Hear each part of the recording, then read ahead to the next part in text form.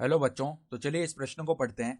यदि a बराबर समुच्चय x इस प्रकार हो कि x square minus 2x plus 1 बराबर 0 और b बराबर समुच्चय x इस प्रकार हो कि x की घात 3 minus x square minus 2x बराबर 0, तो a संग b और a सर्वनिष्ठ b ज्ञात कीजिए। तो यहाँ पर देखो हमें a संग b और a सर्वनिष्ठ b बताना है क्या होगा। तो प्रश्न में आगे बढ़ने से पहले इस प्रश्न से संबंधित जो मुख्य उदाहरण है उसकी हम चर्चा कर लेते हैं। तो देखो मुख्य उदाहरण क्या हो जाएगी। ए संग बी का अर्थ क्या होता है? उन अवयवों का समुच्चय, उन अवयवों का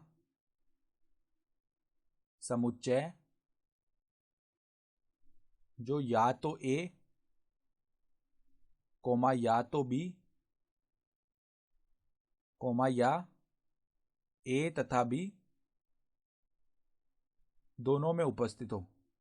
यानी या तो ए में उपस्थित हो जाए या बी में उपस्थित हो जाए या ए और बी दोनों में उपस्थित हो जाए। ठीक है।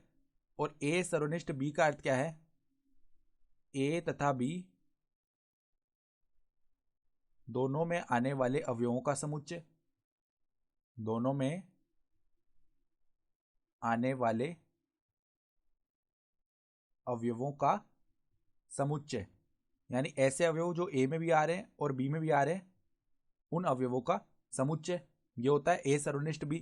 तो पहले हम ए और बी समुच्चय ज्ञात कर लेते हैं। देखो ए समुच्चय में यहाँ पर ये द्विघात समीकरण है, तो इसको हल कर लेते हैं। X square minus 2x plus 1 बराबर में 0। इसको देखो कैसे लिख सकते हैं। यहाँ पर ये तो x माइनस 1 का स्क्वायर, इसे खोलेंगे तो यही बन जाएगा बराबर में 0।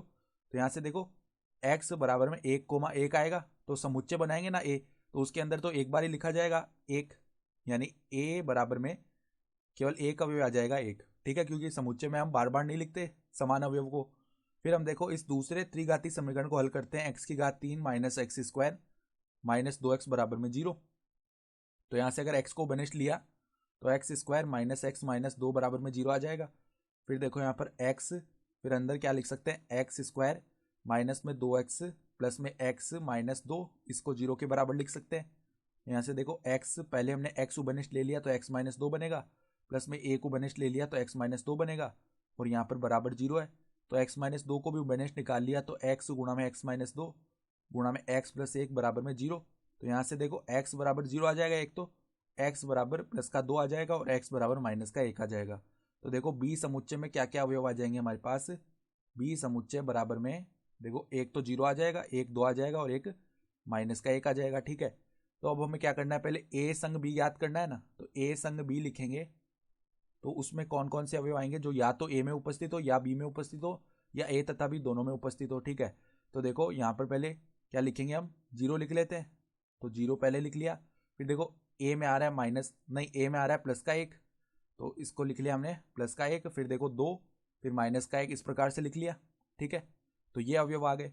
फिर देखो हम a सर्वनिष्ठ b लिखेंगे तो इसमें क्या अवयव आएंगे, जो a और b दोनों में उभयनिष्ठ है। तो हम देख पा रहे हैं a और b दोनों में कुछ भी उभयनिष्ठ नहीं है। ठीक है, तो हम इसका मान क्या आ जाएगा, फाई आ जाएगा, या रिक्त समुच्चय बोल सकते हैं। तो ये हमने a संग b और a सर्वनिष्ठ b दोनों के मान यहाँ से ज्ञात कर लिए। ठीक है, तो आशा करता हूँ कि आपको ये प्रश्न समझ में आया होगा। धन्यवाद।